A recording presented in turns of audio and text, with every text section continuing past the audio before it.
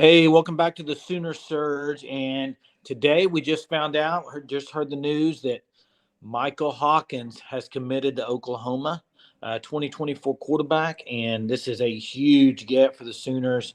One we've kind of been anticipating. And Jackson, I know you've been following his recruitment very closely.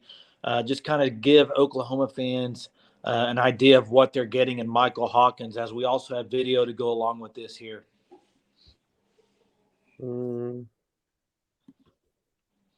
Well, I mean, you talk about a kid that's just an athlete, I guess is the word you would use, game changer.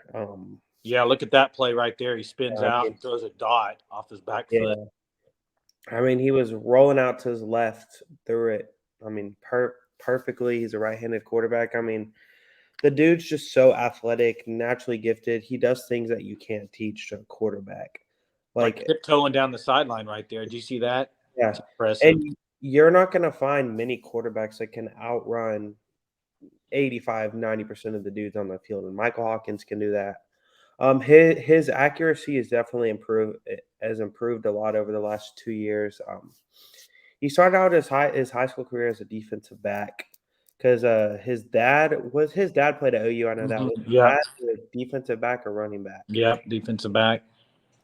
And that's his dad wanted him to play defensive back, and I guess Mike Hawkins told his dad, "Hey, I want to try quarterback." And it kind of came to him naturally because he knew what a defensive back was thinking, and you see it on the field. Like the kid really doesn't turn over the ball. Yeah, that's a strong throw right there. Did you see that on the out route? I mean, he's got a strong arm. Yeah, he does. Um, The one thing is he's got to build up that consistent accuracy. And recently, 2 weeks ago, he won an accuracy challenge in Austin, Texas, with a bunch of QBs from Texas. Now it may not be the most elite of the elite guys, but he's definitely a guy that's for sure evolving his throwing game and someone that's not even close to a finished product. And I mean, by the time Jackson Arnold leaves Norman, you're talking about Michael Hawkins potentially being ready to step into that role. yeah. Now, is he a guy where, you know, how you have the dual threat quarterbacks where some of them like to run first and then throw? I think he's more a little bit of the opposite. He likes to throw, but he can definitely run the ball. Is that kind of what you see in him, Jackson? Yeah, I do. I mean, really, the one game that I watched him play on live TV is obviously the game. Like 90% of Sooner fans will probably tune into was the Denton Geyer game. Now I know a lot of Sooner fans weren't too impressed with Michael Hawkins, but the dude was. I mean, they didn't stand a chance. Denton Geyer was debatably the best team in Texas last year, even though they didn't win the state championship. They just had so much talent compared to Allen. But I mean, yeah, I think the kid really is going to be more of a throw first guy. The offense that OU currently runs under Jeff Levy is more of a zone RPO running scheme where the QB has the option to pull it quite a bit. Now, Dylan Gabriel last year, we couldn't see it as much because there was no backup QB. I mean, Dylan Gabriel, we saw it whenever he tried to run, he got hurt, and we all watched the game against Texas. Yeah. We don't want to have to experience that again. And this upcoming season, I actually think you're going to see a lot more of Dylan Gabriel used in the run game. Yeah, with Jackson Arnold there, you know, they don't have a Davis Bevel as the backup. So, but what you're seeing on these highlights is he really is good at making the first guy miss. It gets in the, you know, breaks through the line of scrimmage on a blitz, spins out of it. You know, we saw that a lot with obviously Kyler Murray, Caleb Williams 1 year at OU. You really see that where just making that guy miss where you can make a play. And that, like you said earlier, he's a game changer, a guy that can make plays with his feet. You know, if you need a guy to get 12 yards for first down on a busted play, he can do it. QB draw, read option, RPO, all that stuff, along with a talented arm.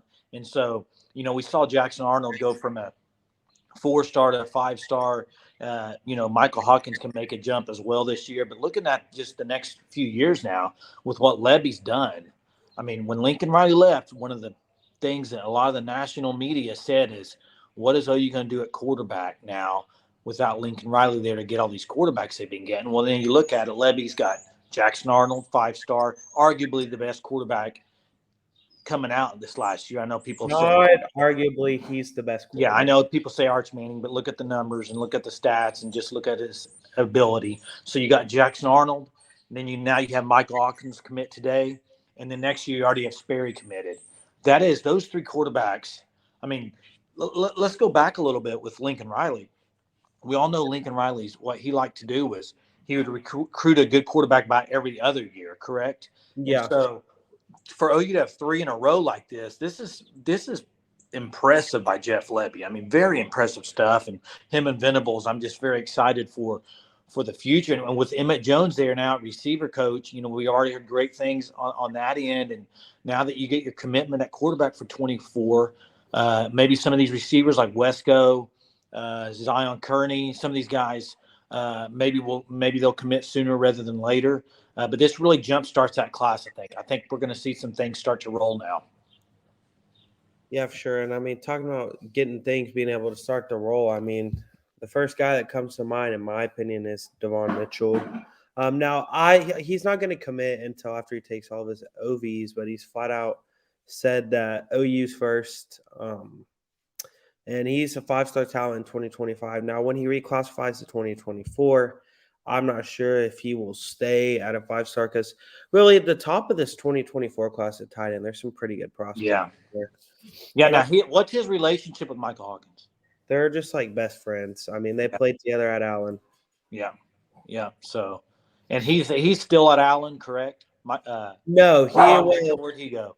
He's transferring to Los Alamitos. Okay. Actually, which people, whenever they first saw that, they're like, "That's the USC feeder school, right?" Because Mekhi Lemon and Malachi Nelson were both there, and those are both great prospects. But I don't.